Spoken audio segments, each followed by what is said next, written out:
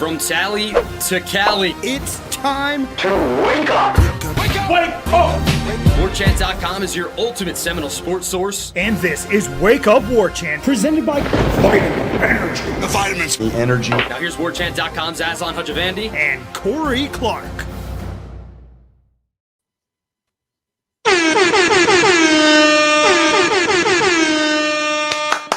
Let's go! It's Wake Up Warchant Live, everybody. It's presented by our great friends over at Vitamin Energy. Do I sound weird, Corey? I don't think so. For some reason, I sound weird in my ears. Hopefully, I don't sound weird in your folks' ears. Hit the thumbs up if I don't. Why is it doing that? This is all over the place now.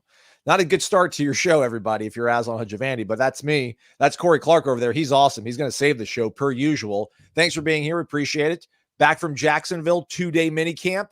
You can read all about it over at warchant.com, the ultimate Seminole sports source. So go to warchant.com, use the promo code FSU1 and get 2 months of access for $1 American. I cannot believe it. Almost I can't believe the United States came back from 14 points down to start the fourth quarter against Serbia. Get some, you Slavs. Mm-hmm. That was big time. It was fun to watch. Jokic is the best player in the world, but I feel like America has like the next 10 after him. So that was fun to see. It's good to see. Next up, France. That's gonna be man. What a tough road game. That's it really is, man. That's going to be a really fun atmosphere. Them trying to pull off like a miracle on ice type win for that country. So that'll be Saturday night. That'll be a lot of fun. Okay, what's going on with your internet over there, big guy? What do you mean? Is it all right? I think Froze so. up there for a sec. You froze up on the show yesterday. I thought it was my hotel internet, but maybe it's the Tallahassee internet, but it's not my internet. My internet's strong, almost as strong as the Noles having to survive those 2 days out in Jacksonville. Do you miss it at all, Corey? Because if you miss going to Jacksonville, you shouldn't. It's brutal out there. No, I miss seeing them practice. I haven't seen them practice in like a week. But no, I definitely do not miss going to UNF and standing on that chain link fence watching them practice. Absence makes the heart grow fonder, Corey. So hopefully you do miss this team. The cool thing is, man, there's a lot to kind of, I feel like, talk about. Like Mike Norvell, I thought revealed a lot of stuff. So did Ron Dugans. I guess let's start off with Coach Norvell talking about Marvin Jones Jr. He's a player, obviously, that a lot of people have interest in him, coming from Georgia, filling what we kind of think are the shoes left behind by Jared Verse and trying to do kind of an apples to apples comparison, swap it in, swap it out, plug and play. And yeah, he hasn't been featured in any really practice reports. People have only seen him briefly in our practice videos that we post at warchant.com. And, we can't give you specifics on injuries, but we kind of try to, I don't know, quell any fears you might have. And sometimes you got to trust us on these things. I hope we were able to communicate that everything is okay with Marvin Jones Jr. because the way Mike Norvell talked about him after practice on Thursday, everything's okay with Marvin Jones Jr., Corey. What did he say exactly? Oh, I'm sorry. I thought you might read the hard work I went and did for you. I'm the gatherer. I'm the hunter and gatherer for you. But no, so he mentioned the fact that he thought Marvin Jones Jr. had a great summer, looked fantastic, and he's so hungry to get out there and do his best. He was putting in additional work after hours, after workouts, doing some stuff on his own. And the day before they report to camp or the day before they start practice, he rolls his ankle. So, we saw a boot on him. The boot was only on for maybe like the first few practices. And then we saw him kind of go to cross training shoes, like tennis shoes. He's been in cleats like for the last week or so. He practiced. He was out there on practice Thursday. I had a clip of him. He actually ran and beat Norvell in the race at the Jags facility on Wednesday. So that's kind of what I was trying to hint about when I asked you on the show yesterday, Corey, about we keep talking about this offense. Maybe they're not where they want to be right now, but give them 3, 4, 6, 7 games and we'll see where they're at. This defense, we keep talking about how great they are. Man, like wait till Marvin Jones Jr. is fully kind of back acclimated to the swing of things. Yeah. That might even be a more dangerous, potent defense, Yeah, we haven't seen that a lot as Norvell, I guess, let people in on. It never looked like it was serious with Marvin, but you never know how much those things can linger. And then, when you start to see him out there in green and then you start to see him more and more active, you just get reminded again, he could be an NFL player, like a early round NFL pick if it all comes together. There is that kind of athleticism, that size, the twitch. There's some stuff there where he reminds you of Patrick Payton. And if you have two Patrick Paytons, I'm not saying he is Patrick Payton. He might be better than Patrick Payton. But if you have two guys of that caliber on the edge, that's a pretty nasty 1-2 tandem. And we haven't gotten to see the defense really with those two guys for a large portion of this this preseason. So, yeah, it kind of reminds you, like, yeah, they have a chance to have some really good guys and be a really good defense. Amen, brother. Shout out to our guy T. Giddy. Again, this party started on a Thursday evening.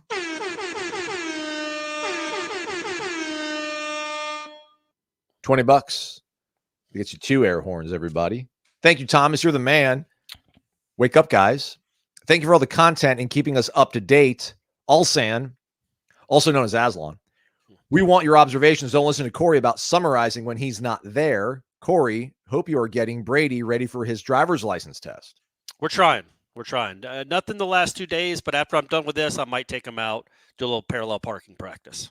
So you don't want to overwhelm him. You want to kind of space things out and have some off days and not overwhelm our guy before the big test? Yeah, I want him to be fresh.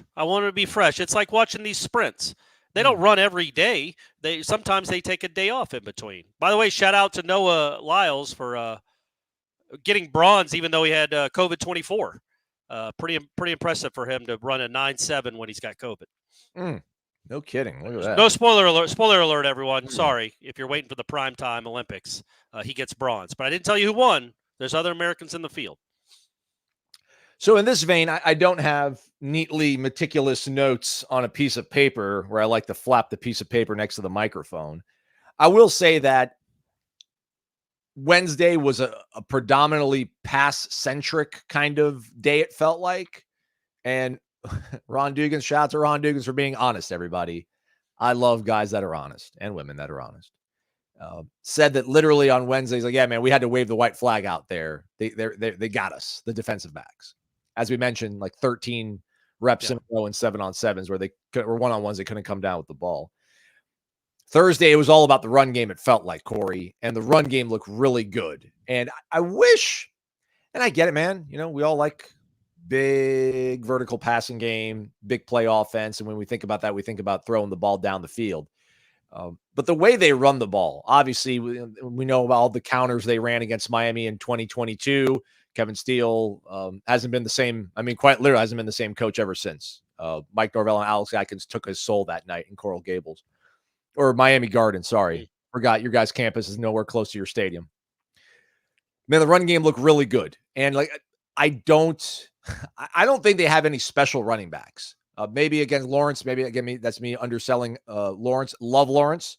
I don't know if he's like, when I think of special, I think of like Dalvin Cook. But man, that offensive line is just rugged. They're rugged and they're gritty and they're moving people and they can move and they can accurately hit their blocks at the next level. So it was a very run sort of was the champion of the day, if you will.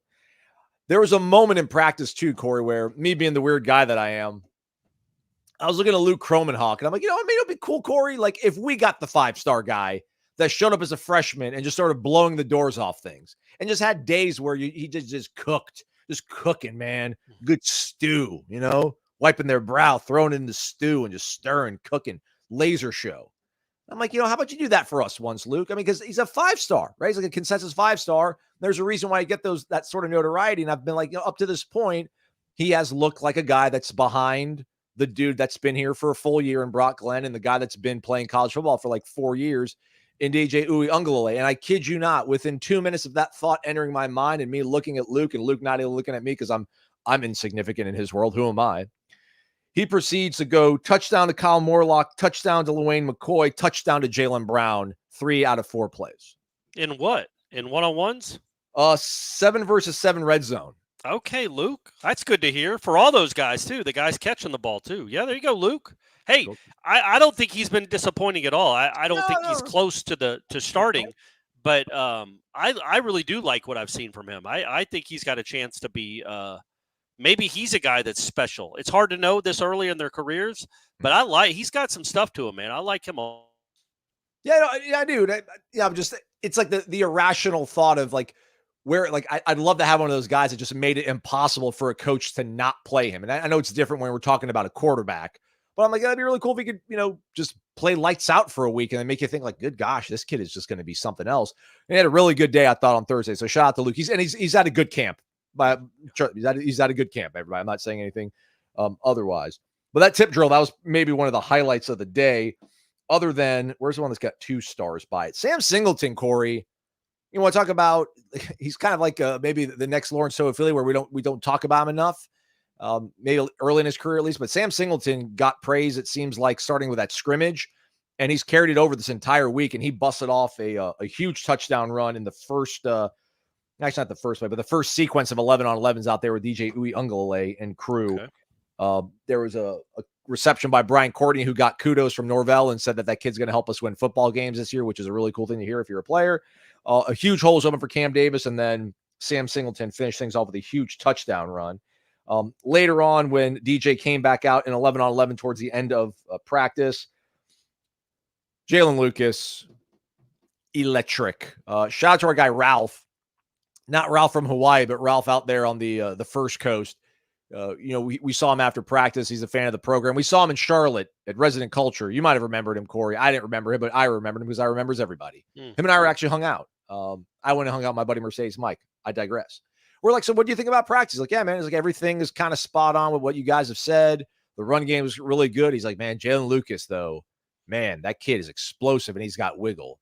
And, try to talk about him a little bit yesterday, too. So Jaylin Lucas having a really good camp, and that was one of the top plays, I would say, from the day. Shout out to Jackson West, who also had a touchdown in the back of the end zone in 11-on-11 that he got bullied and pushed all the way to the fence line that was covered in water. And he held on to the ball the entire time. And he got his cleats all wet. Just shrugged it off. Real man's man, that Jackson West. Yep. Also another touchdown by Brian Courtney. I thought the star of the day for the offense was Sam Singleton with that run that he had. Defensively, Kevin Noles, who somebody asked us about on the show yesterday, Corey. He had a great coverage on 3 different occasions, one on Malik Benson in particular, and then one later on in the day when they went to 7-on-7s. So he's had a pretty good camp. And think about, obviously, him being matched up on Malik Benson, how that all works out and what kind of, ways they think they can use Kevin Noles. So that, ladies and gentlemen, boys and girls, that is your Thursday practice wrap. No practice tomorrow. Saturday, though, scrimmage. What are you thinking, Corey? Saturday, what do you want to hear coming out of the scrimmage Saturday? But first, any interceptions? Let me see here. I didn't know if you remembered off the top of your head. Like, I saw that. I usually write INT in all caps next to something. All right. Well, you don't remember if there was any. Was there had to be one, because I'm like, I wonder if this is going to make Adam Fuller's Operation Takeaway tweet feed, but I don't see anything popping up. Did something happen that I'm supposed to talk about and bring up, and I'm failing to do? No, I don't know, man. I'm in the dark. Ira did. By the time we're recording this, I haven't seen the observations on the site. So I was asking you, and nothing from you. When it comes to interception. So it sounds like, I think you'd remember if one stood out, I would think. But, going back to Sam Singleton, maybe I judged him too early. I know we talked about him some last year. I'll be honest with you. I didn't like what I saw from him at all last year. He didn't look natural or instinctive. He just looked very fast. But he seemed to run into tacklers. He ran into the backs of his linemen. But he's also young, and I got to give him the benefit of the doubt. So coming into this preseason, I'm like, yeah, man, he's never going to play. He's never going to play. And how could he? There's Toafili, there's Roydell, there's Jaylin Lucas, there's Keziah Holmes, and then there's the 2 true freshmen that I assume would pass him immediately. So it's cool for him. I don't know what his future is at Florida State. I don't know if maybe he'll be the starter by the middle of the season. I have no idea. Or maybe he'll be somewhere else next year. But the fact that he's kind of taken a good scrimmage and turned it into a positive, where now he's playing with DJ and playing with guys that'll play a lot. It says a lot about him, and maybe he is something that I didn't think he was going to be, which is cool. It's way too early to give up on these kids, and he does have elite speed. It's just I didn't see the wiggle or maybe the vision that I would like to see out of a running back, but apparently he's getting better and better, and that's good to see. Always good to have weapons like that.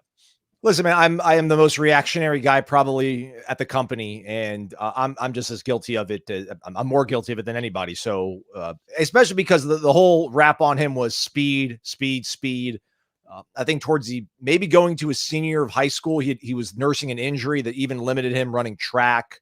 Yeah. And I don't think he had the senior year that he had his junior year before the injury. And you're just like, yeah, guys like that, they're sports cars and everything's got to be in mint condition, man. They've got to be kept in the garage. There can't be any scratches on them to keep their full value. They need to be, pristine almost. Like when these guys get injuries, you're like, will they ever, these are nagging things that kind of not necessarily hold them back, but they kind of flare up and then, they never can maybe get their old prime form back. But it's a silly thing to talk about in hindsight when it's a 19-year-old kid that's a high-level athlete. So I'm sorry, Sam.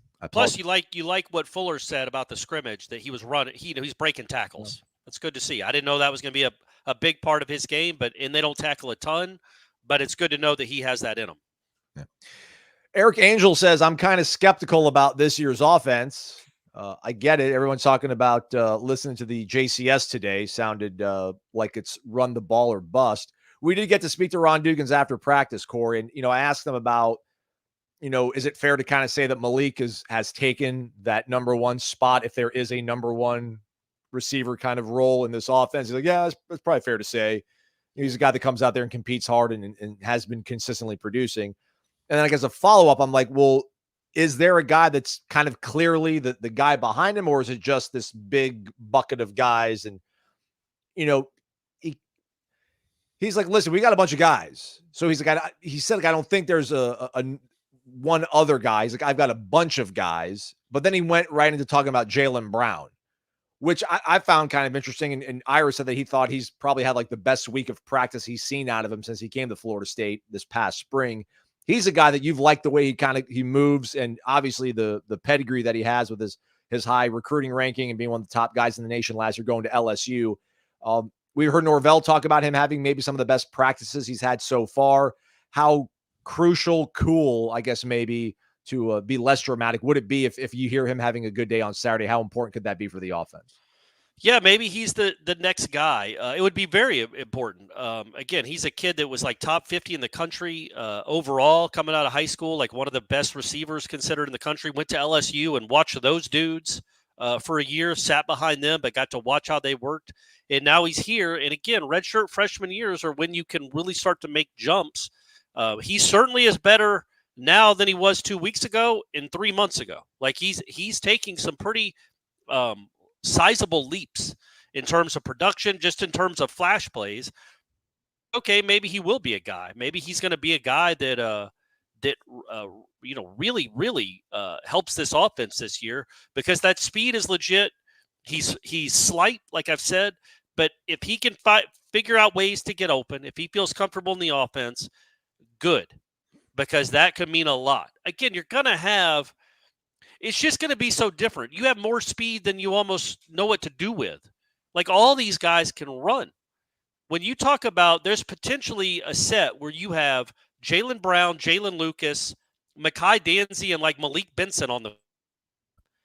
Those are 4 track stars, fast guys. Like that's a 4x1 team. Now, it doesn't mean they're going to be impossible to cover, but you should be able to find a mismatch with guys like that. But again, I just named 2 of those guys. Well, one is a guy that's never been here before. He's a JUCO transfer from Alabama. The other guy is from LSU transfer. The other guy's a true freshman. So yeah, Jaylin Lucas is a transfer, and then there's Ja'Kai Douglas. I'm not at all ready to give up on how dynamic this team could be in the passing game. But it will take somebody like Jaylin Brown being somebody opposite Malik Benson. Your throws can't all go to running backs and slots. You got to find somebody on the other side. Benson can play. He's going to make plays. All the other receivers we're still waiting on. But I haven't given up on them. You hope they're all healthy and ready to go in Ireland. But if they are, it's not a bad group, man. I just don't think it's a bad group. What about tight ends? Do we not talk enough about them? Are we not factoring them enough into our assessment of the offense and the passing offense? Or are we giving it its just due based on kind of the way they've been utilized in the past in this offense? Yeah, I think on this show anyway, we talk about them enough. We've mentioned Morlock, Norvell loves his tight ends. And again, I think so much of when we're talking about a passing game, or you hear that the wide receivers got locked up by the DBs on 13 straight plays, that's never a good thing to hear, ever, especially on one-on-ones. But okay, say your wide receivers are just pedestrian. You still got the slot, and you still got running backs, and you still got a tight end that can play. Like, all those passing yards count, whether they're going to Keon Coleman or they're going to Jaheim Bell or Kyle Morlock. They all count. And I do think the beauty of this offense, maybe, if two of these receivers can become impact players, is you've got counters to everything. Okay, you want to shift a safety over to help double Malik if Malik turns into something special. All right, well then you got one-on-one with our slot, or you got one-on-one with the tight end. Good luck. Good luck. You got one-on-one. We'll put a running back out there in motion. Who's going to cover him? There are weapons on this team that are pretty unique, that when you listen to us talk about practice, you get pretty concerned that they just can't complete forward passes. It's not that. They're going against a defense that obviously knows the playbook pretty well and has similar caliber athletes. Not everybody on the schedule has similar caliber athletes to the dudes you're throwing out there in the passing game. But yes, tight end will be a big part of this offense this year. It always is. But there's a chance. Look, man, Jaheim might have done it. Jaheim's a different kind of tight end anyway. He's not a traditional tight end in the sense that he's going to hit you for 25 yards in the seam in the middle of the field because he's a big, huge target. He's 6'3". He's not 6'6 and a half. Norvell hasn't had a guy quite like this since he's been here with Morlock. If Morlock plays like this, that's a weapon he hasn't really had at that position since he's been here. Not saying Morlock is better than Jaheim. Jaheim was just different. They used him differently.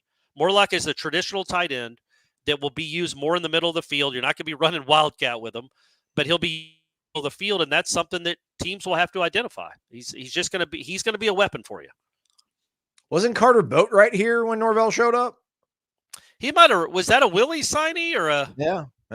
Oh, Carter Boatwright. Is he from Georgia? Wasn't he a Georgia kid? Yeah, man. All right. Okay. Nice.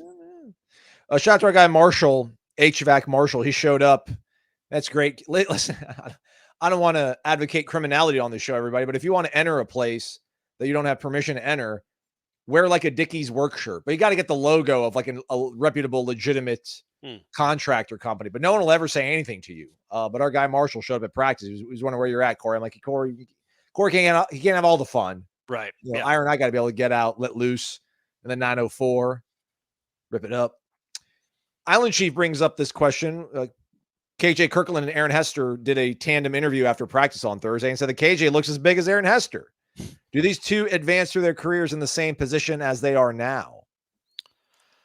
I didn't see the interview. I know Hester does not look like a defensive end height-wise, right? He's probably 6'1", maybe, and most of them are long, 6'4". But Hester is clearly bigger than KJ Kirkland. You trying to get a thumbnail up? No, I'm just saying, like, what about our guy Elvis Dumerville? Elvis Dumerville was a really productive defensive end, and I don't think he was that tall. I don't know, man. I feel like Hester, and that's the thing. It's obviously me because he's pointing it out and saying that, man, look at the size of these guys.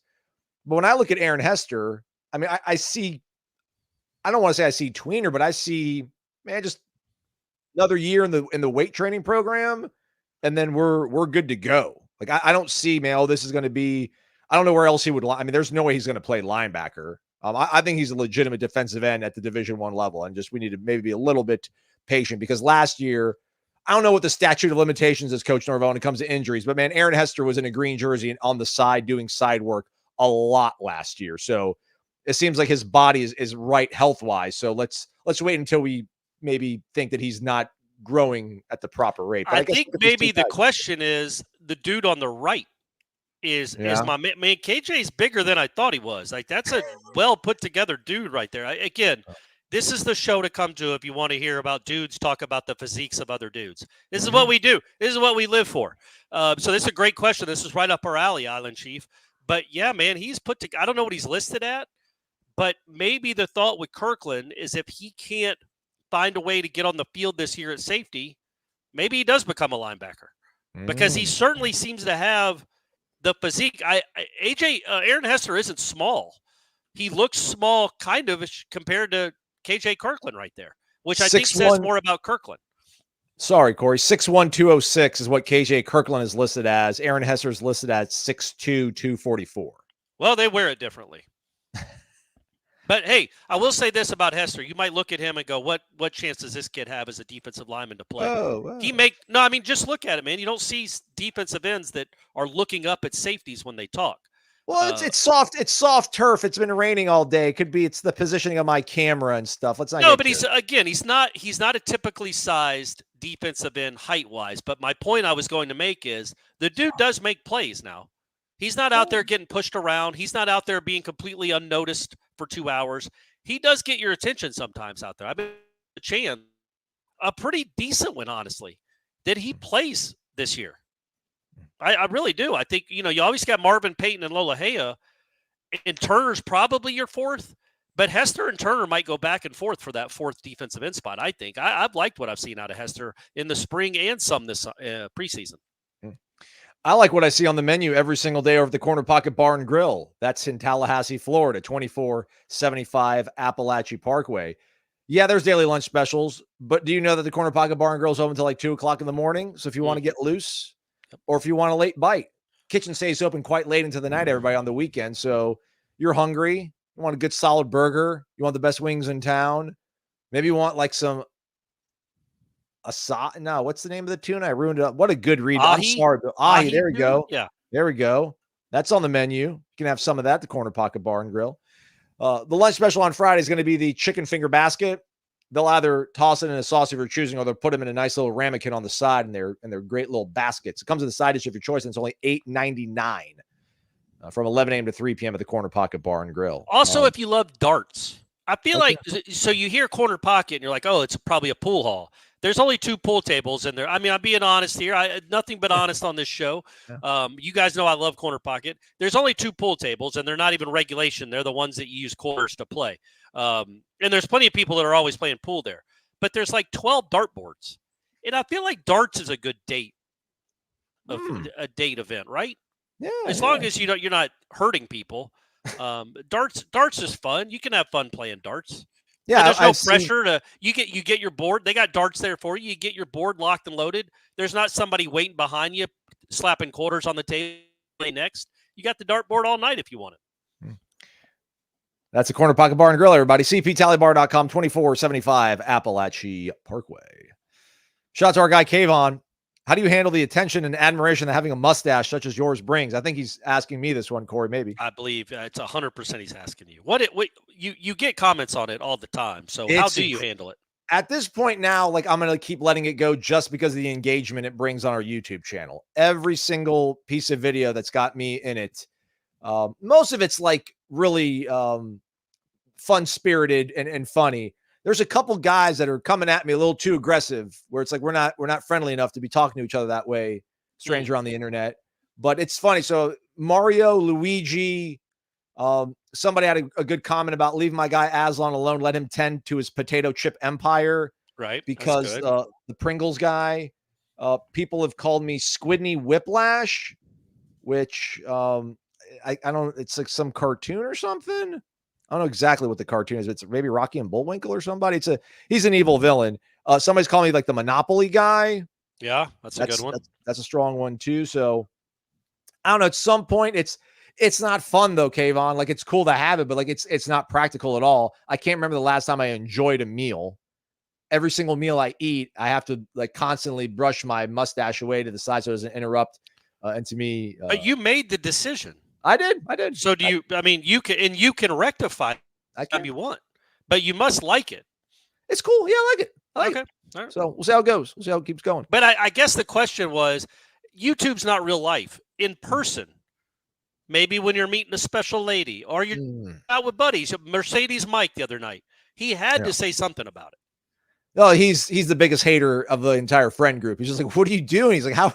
He's like, are you just eating yesterday's breakfast right now as you're talking to me?" Which I'm like, fair, but I'm clean. I've got good hygiene. But no, it's just dudes hitting on me, really. Like, dude, that's the coolest mustache. I mean, I should say guys hitting on me, but it's guys complimenting it, paying homage, showing respect.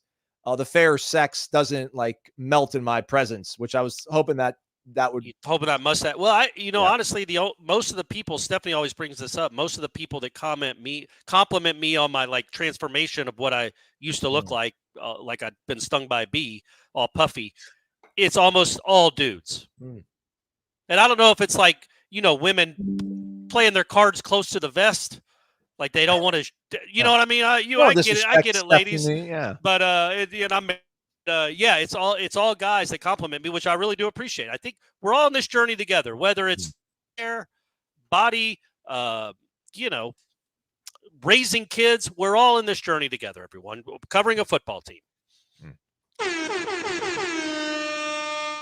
The other Corey Bates here, everybody. $10 in the jar. Thank you, Corey. Appreciate you, man.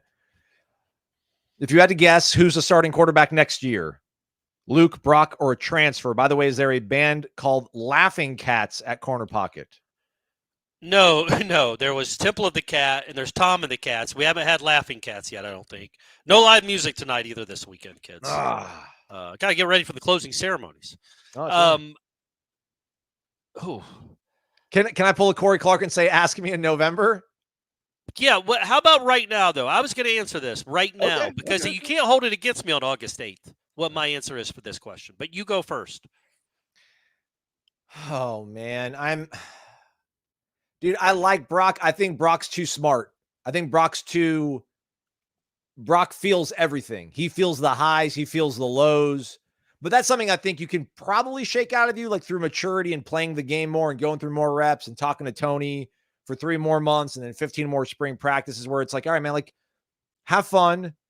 Don't go too crazy. Play within the offense. But like he plays the game with such like youth and unbridled enthusiasm. And it's cool to see, but sometimes like, man, it's going against you. Like you're feeling it too much. You're going a little too ahead of your skis.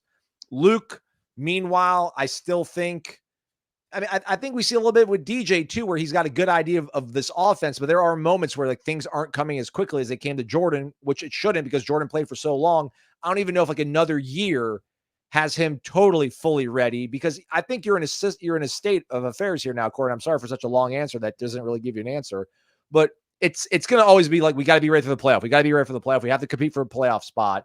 And I don't know if you think a redshirt freshman or a redshirt sophomore is going to be ready to do that. And you're always going to look at the portal. And it's tough to say who's out there because I don't know who's going to be out there. But if I had to say right now, I'd probably say the transfer portal. If I had to say right now, I would say Luke. But it's literally like that's just an instinctual feel, not necessarily like Brock has been awful, Luke's been great, or obviously not vice versa. But yeah, man, it's hard to know because what if you go 10-3 this year? A couple of these young receivers step up, and somebody that just threw for 3,800 yards at another school is like, you know what? It looks like a lot of fun to throw to Hakeem Williams and Jalen Brown and Jaylin Lucas and LaWayne McCoy. I want to go there and throw, and then are you going to turn them down? I can tell you this, unless something goes haywire, you're still not going to really know what you have in Luke and Brock. You're going to have to take a leap of faith because DJ is going to play the whole year, obviously, is what you're hoping for. And so, if these receivers step up and you certainly can't say I'm forbidding a transfer because there might be an awesome one that wants to come play at Florida State. But I just right now, I'm leaning towards Cromanhawk being the guy. But why would they do that? What could he prove, Aslan, in the next 3 months that would get you to turn away, a guy that was an all-conference player somewhere else? I don't know. That's a really good question, man. Because again, we're at practice and we see the way they utilize these guys and the situations, the volume of reps and the different quality, and they do mix and match. But there's a different level of speed when Jordan Travis was playing quarterback last year versus AJ Duffy's unit going out. Sure, I will say this though, because I'll always remember this. And again, I know none of these guys are going to be Jameis, not the transfer either. But Jimbo, the way this was before the Orange Bowl, maybe it was during the season in 2012, like November of 2012, after he was done with his meeting. And I've told this story before. After he was done with his press conference, we all came up and just said something to him for like 3 minutes before he had to go to practice. He quizzed us. He's like, "Which one of you guys thinks is going to be the highest draft pick currently on the team right now? Who's going to be?" And we threw all kinds of names out. Bjorn Werner, PJ Williams, Darby, on and on and on. And finally, I think it was Gene actually said Jameis Winston. Like, that's how much of an afterthought he was just because he was a redshirt. We hadn't seen him. And Jimbo said, he just smiled. So Jimbo, and now Jameis is different. I get it. But Jimbo saw enough in Jameis 3 months in of his freshman year when he hadn't played to not only think he was going to be the starter the next year, but he was going to be a first-round pick in a couple of years. So there's stuff you can see from these guys, even if they're not dodging live bullets in games, where you can know and have a lot of confidence that they can be really good.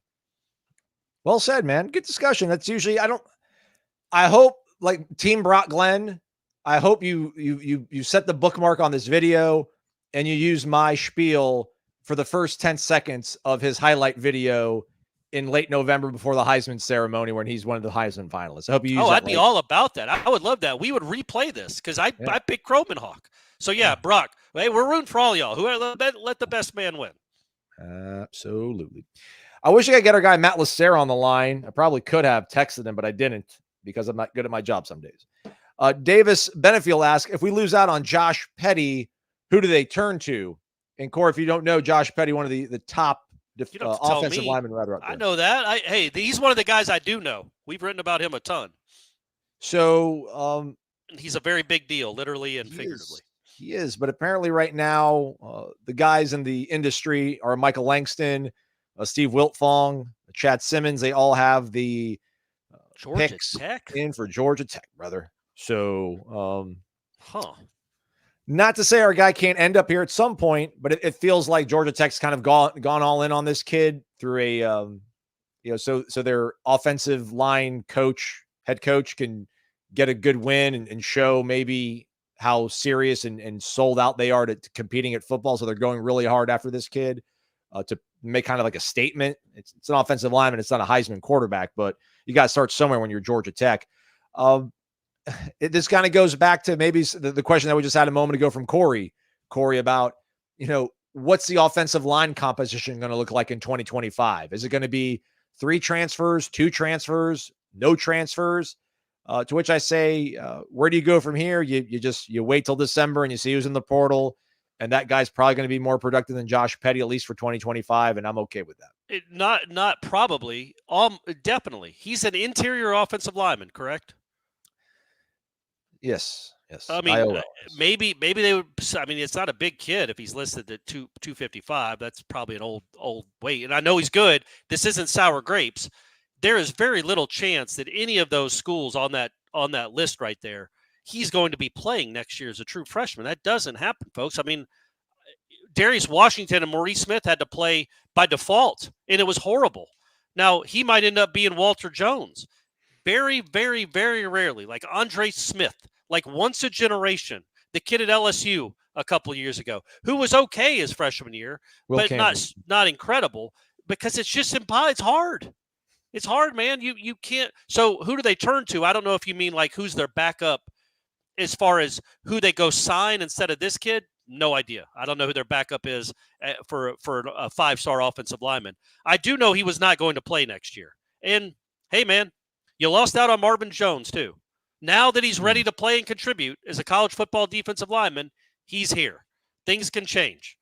Georgia Tech might go 2-10. He also might commit to Florida State. We have no idea. But as far as the starting lineup for next year, I would have never, ever, ever assumed. Just like I don't assume Solomon Thomas is going to play next year. He's the DN, right? No, he's an offensive lineman as well. Oh, okay. Well, he's not going to play either. Linemen aren't going to. If you're a good enough program, which we think Florida State is, freshmen aren't going to play. Armella's here, Early's here. All those guys have 3 years on him in the weight room, and they will play. Thomas, a little bit bigger build at 6'3" and a half, 315. So, I mean, are you expecting him to come in and play? No, and I'm okay with it. Because I think they've got this mix figured out when it comes to their offensive line. Because you're going to probably have like Rizzi and Otto battling for center. I mean, does Richie Leonard have another year left? I think TJ Ferguson's got tread on the tire. Yeah. So that's one of your guards probably. Or Estes. I mean, you don't know about Estes. You don't know about Armella. It's their time. And also, I might be projecting on that last question. I don't mean to sound rude because he literally might have meant who did they turn to as far as in the high school ranks to sign? Yeah. Just like who's next on the hot board? Yeah, I don't have the hot board in front of me, and I couldn't pull it up, so I apologize to you. And I'm also not going to sit here and say, it doesn't matter if you don't sign the 5-star lineman that you've been leading for a year. It seems like, and you lose out to Georgia Tech. But I mean, again, I think we're in the landscape. We know what the landscape is now. How did you lose out to them? Right. Yeah. How'd you lose out to what did they do? It's certainly not. I mean, everybody loves Atkins. He's about to put some dudes in the league, we think. And, you're a much better program than Georgia Tech, historically and recently. So how did you lose out to him? Why would he choose Georgia Tech other than location and, what might be entering his bank account? Which, again, those are the rules. So I'm not complaining. It's not sour grapes. It's just that's the only thing that would make sense. Our guy knew Smyrna Beach and all just doing the thing, just throwing money, not asking questions, which you're not taking full advantage of your money there. And it's been, although we appreciate you being here, we appreciate you throwing some money in the tip jar. Get involved, ask a question. Hopefully you're a subscriber to warchant.com. You'll be able to get at least 1 month, or rather 2 months, for 1/10 of that price that you just gave us right there. But I'm no financial advisor, so do what you want. Live your life, everybody. Who am I to tell you what to do? Wanted to talk about this real quick. This came earlier in the show. Hopefully Louise is still out there. He said, do you think there's too much hand-wringing from the fans? I feel like people are freaking out over every little thing, like drops in practice or Marvin Jones Jr. I feel like the snub has fans even more stressed than other years. Also, lots of unknowns, I think, that are freaking the fans out. And I wanted to riff on this real quick. I don't want to bite the hand that feeds. And we appreciate everybody that comments, that subscribes, that throws money in the tip jar. But there's a lot of, as on why you're focusing on the negative, like podcast, people started a thread and said that, podcasts by nature like to focus on the negative. Aslan skews negatively. And it's just, what'd they say about me? I don't know how Corey can do it every day. Corey should ask for a raise. Well said, Gene. You're on these boards all the time. Listen to the fans. Yeah. But, I think I've talked a lot about how I like this offensive line, how talented I think they are, how potentially dominant they possibly could be in a lot of these games this coming season.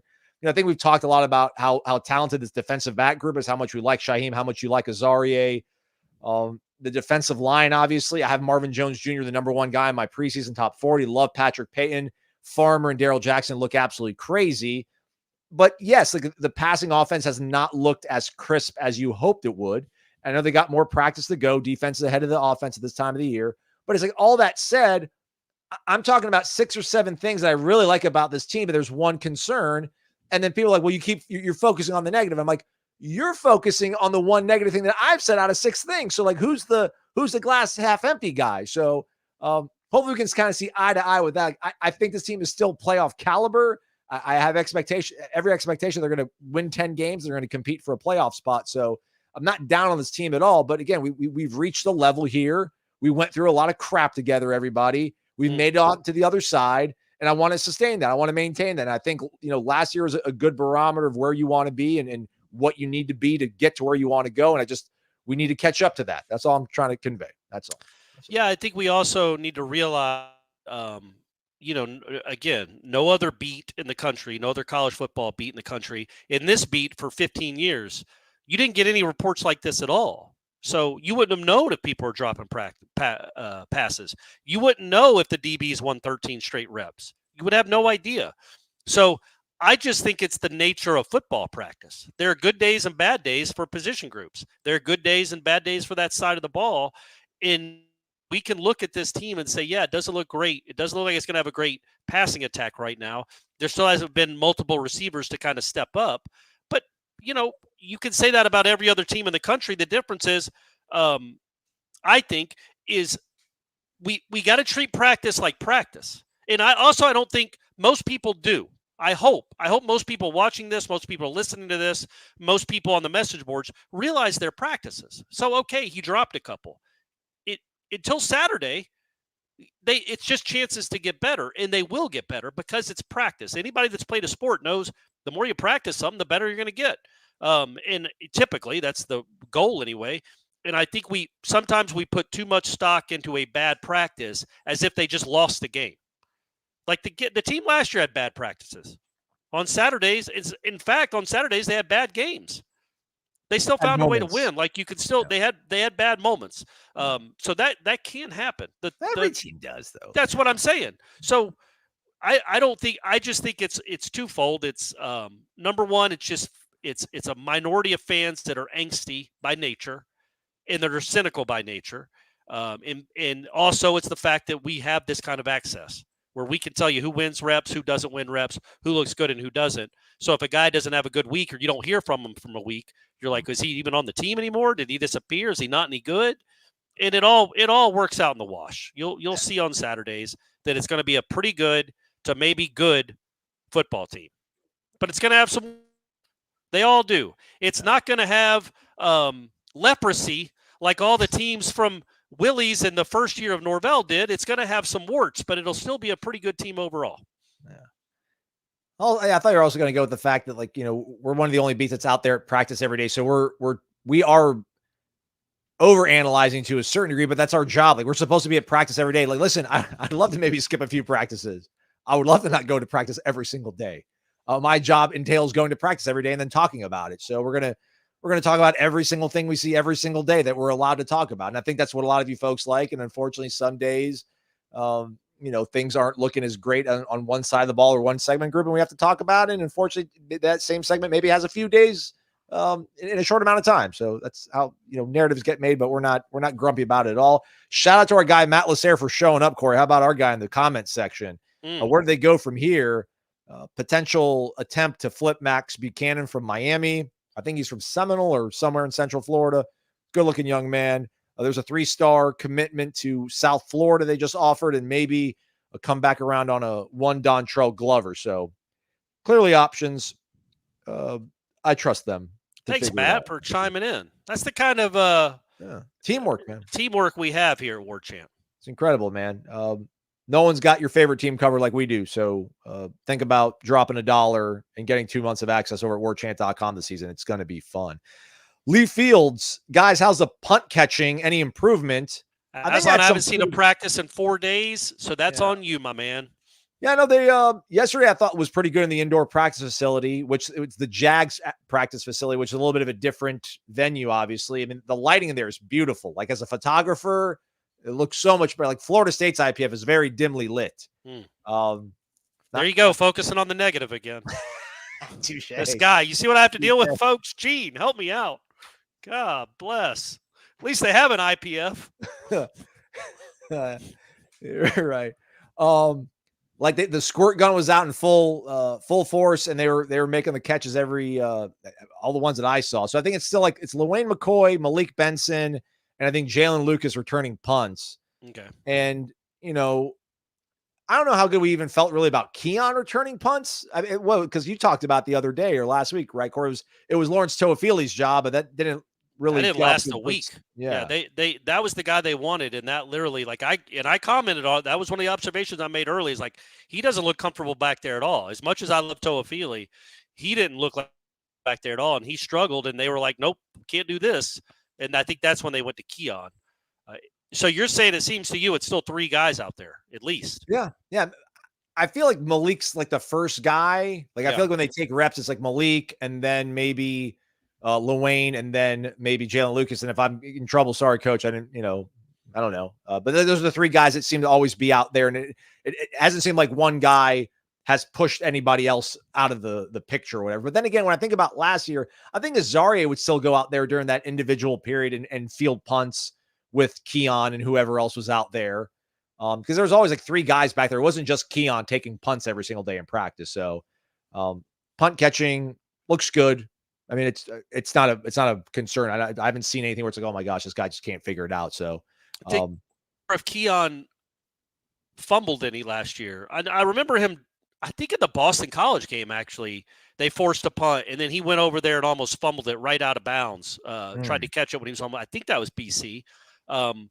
But he ended up being, and I wasn't rewatching the whole game, but I saw a portion of the LSU game, and there was a punt where he let it bounce and almost hit an up back, where he didn't have any urgency about him at all to like go up there and field it or tell them to get away, and it almost hit off a guy's leg in the fourth quarter. But other than that, I felt like he did a lot back there. That was a complete added bonus. We didn't even think he'd be a punt returner. So maybe Malik Benson will be similar in that it's something you don't really think about as a way he can produce. But yeah, I just think it's hard to. I'll be honest, I don't like Lucas back there as a punt returner. I love him as a kickoff returner. And McCoy, it just seems like it's hard to trust a true freshman in that role because it's unlike any other moment in a football game. There are literally 21 other people running towards you, trying to hurt you. You're looking at a ball, trying to catch it, and then move upfield. Kickoff return, there's nobody going to be breathing on your neck when you catch it. You're going to have 15 to 20 yards of cushion. Gator Kirk, have there been many players in an orange jersey during camp? Soccer exhibition game tomorrow. Go Noles. Start listing them off, Aslan. Go through the roster. We won't name them. Who hasn't been in an orange jersey? List. I would say there haven't been many. No. The funny thing though, 2 to 3 maybe 2 to 3 the whole camp. Yeah, I would think. Yeah, very close. Yeah, 3 or 4 maybe. The funny thing is, oddly enough, throughout this, since I've been covering this beat and this orange jersey has become a thing, and it became a thing before I showed up here. We actually spoke to somebody during camp that had an orange jersey on that same day. And then later that day, they were interviewed. So that was a first. That was history making. Yeah. So from the doghouse to the penthouse, just like that. But yeah, no, they seem mostly well behaved, as most of these teams have been since this guy showed up to town, which is super cool. And we maybe take a little bit for granted. Speaking of an oldie, Gator Kirk got West Todd, Villages West. What's up, fellas? I miss calling in and cutting a promo. So do the people, Wes. Right. You'll have your time to shine. Post-game show with Gene Williams and Tom Lang after every Florida State game this coming season. Question, who was the last player you were as excited to see as you are with Jaylin Lucas? Can't wait to see you all this fall. Go Noles. Yeah, it's weird about Lucas because there are days, and look, I apparently had a nice play today or a couple of nice plays today because Aslan mentioned them. The last few practices I saw were, I'm going to use this word again, very pedestrian from him. Nothing special. And that doesn't mean he didn't play well. It's just nothing broke. He didn't hit any. It was defended well. It wasn't blocked well. He might have gotten open and dropped it.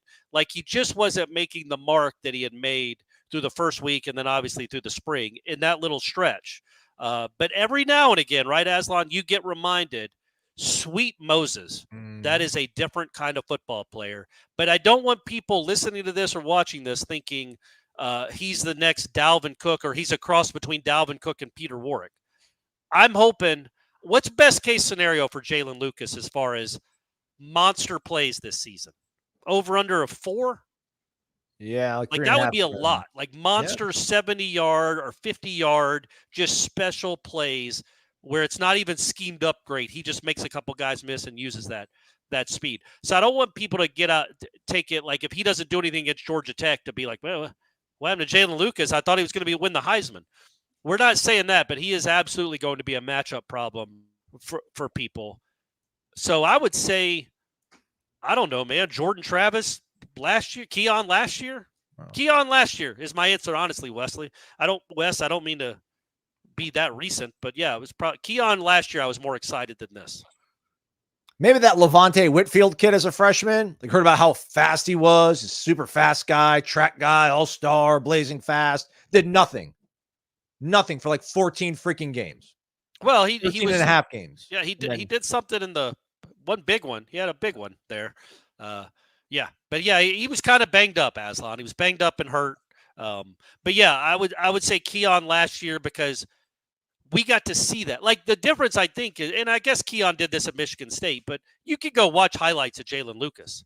You know what he's like. But what we were seeing Keon do in practice was stuff I hadn't seen other people do. I hadn't covered a practice like that because when practices were closed. So I was very giddy about what's this going to look like against an SEC team. Oh, he's going to dominate them. Okay, well, that's what it was supposed to look like. Mm-hmm. Well said. All right, last couple ones as we wind things down here on the show. Thanks so much for being here, everybody. Hit the thumbs up. We got some more questions we'll get to. Shout out to our guy, Young Seminole. I thought it showed Young Seminole without an O on my screen, but then it popped up and it has it spelled out correctly. Anyhow, as on Corey, what's the chances we can get a reaction video of FSU versus everybody college football diss track by Trub Life? The song should be the team's theme song for the year. I saw a thread about this. I haven't actually seen the song. I don't know what would the reaction be like. You and I reacting to listening to it, since I never heard it before. Maybe we could do the first. You know what? These reaction videos. I am old. I get it, but I have gone down a rabbit hole because the old part of me, the old man of me, is like, who in the world sets up a camera and films themselves watching something and then puts it out for other people to watch? Why would anybody watch that?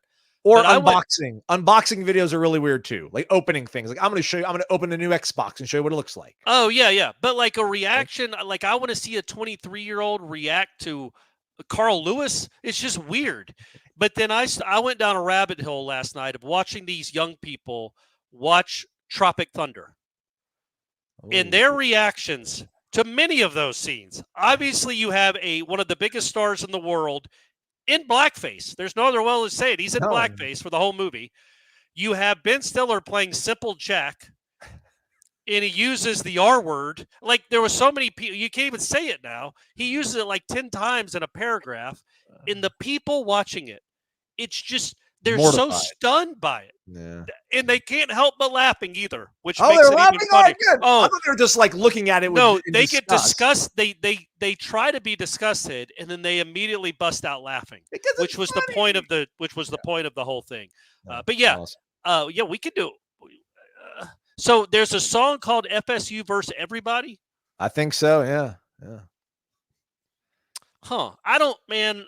We should get a reaction video, but I don't think I'm good for it. I wouldn't give the reaction that people want. I'm kind of even keeled, a little low key. I don't get too fired up or too low, but we could do something like that, Aslan. You got to do the Jay-Z, like feeling it. Just that's all you got to do, man. Like we play, like yeah. Okay. Yeah, just kind of bop my head a little. Yeah. All right. I can do that. I can do that all day. I can do that for 4 minutes. I don't care. Thank you, young Seminole. Thank you, buddy. Noles for my life. I like that clarifying it, because Noles for life. Whose life? Yeah, that's right. Noles for my life. If y'all could pick one of the wide receivers to be the number 1-2 receiver, who would you pick? Or are we cool with just having a 1 and watching what happens throughout the season? So if we could pick one wide receiver to be the number 2, I mean, you'd want to say Hakeem, right? Yeah. That body type. Elijah Moore would be really cool too. Yeah. I mean, I know I'm saying in terms of like you're an 11-win team and the number 2 receiver on your roster is a true freshman. He's probably doing really well. You know what I'm saying? Like that'd be cool to see a true freshman go out and catch 45 for 750 and 9 touchdowns or something like that. That might be your number 1 receiver stats, to be honest with you, though. But you know what I'm saying. I'm still of the opinion that of the 2 true freshmen that are going to make the chances of having a bigger impact on this team, I'm still sticking with McCoy. McCoy's my guy. But yeah, Elijah Moore might be really good too. I just think the answer there is probably Hakeem, because that's a dude that he some plays this camp too, and that's a guy that when he's right is really, really good, I think. Well said. Keith B dropping a bag on you.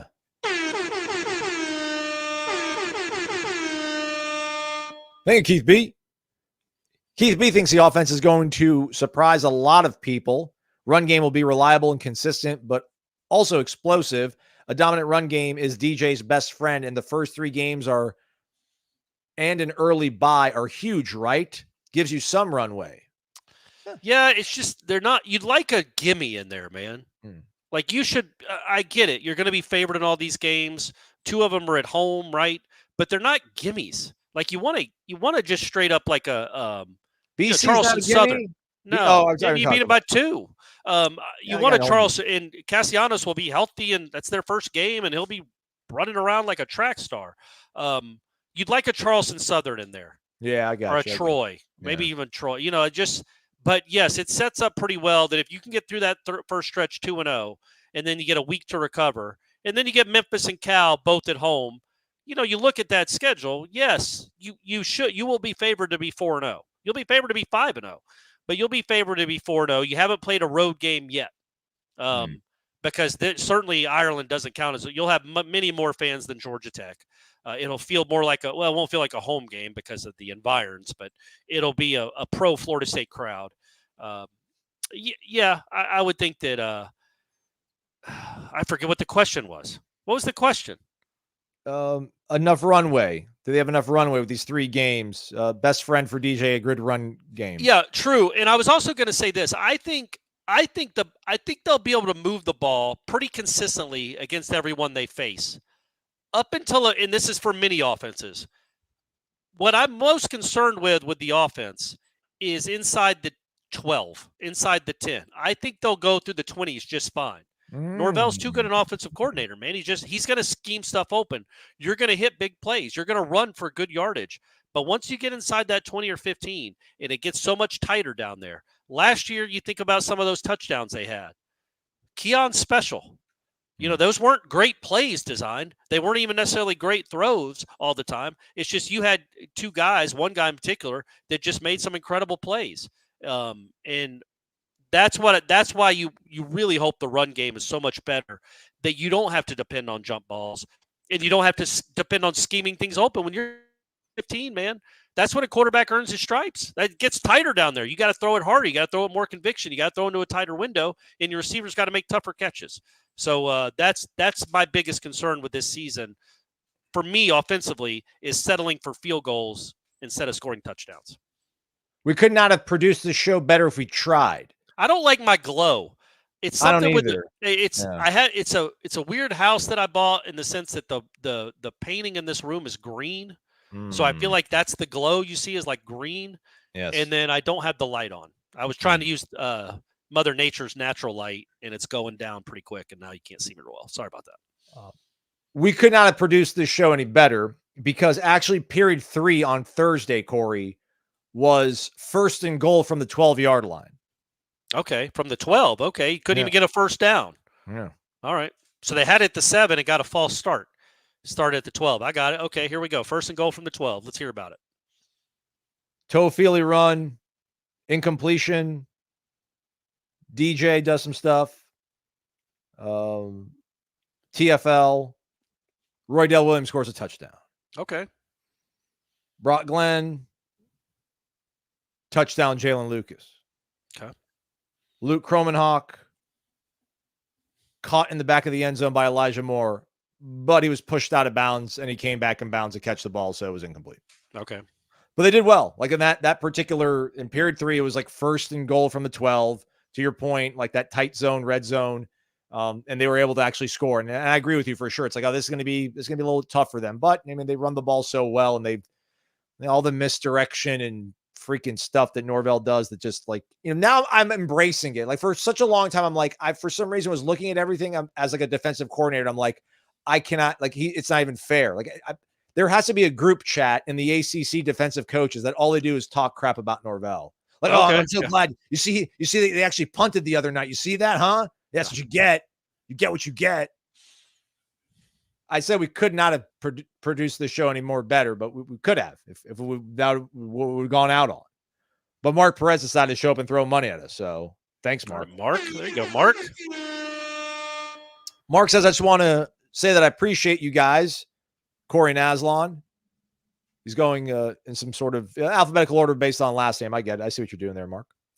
But being a fellow running back and an alum at Pinellas Park High School as our own Lawrence Toafili, I'm predicting him to be on an all-ACC team this year.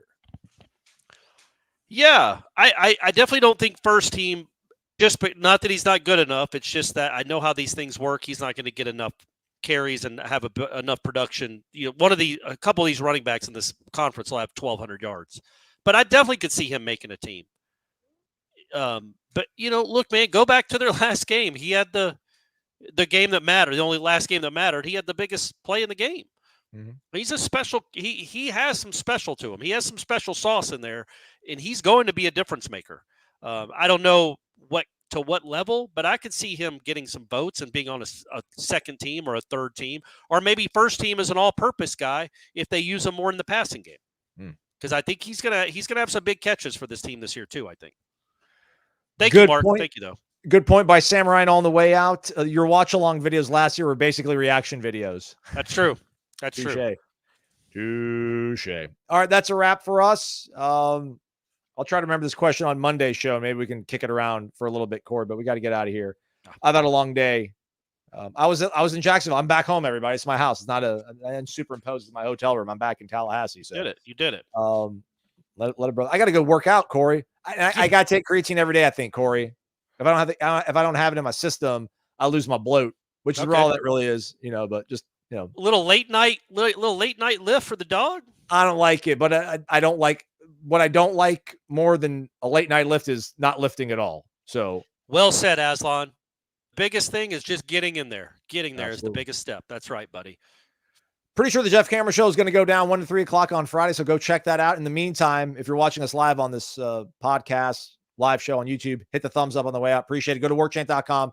Observations from Irish O'Feller up on warchant.com right now. Check out the premium recruiting board. Matt Lasser's got a whole bunch of information about offensive line recruits, where Florida State's going to have to look when it comes to Josh Petty. He also mentioned it here in the chat, but if you just got here, you missed out on it. So go check it out all over at warchant.com.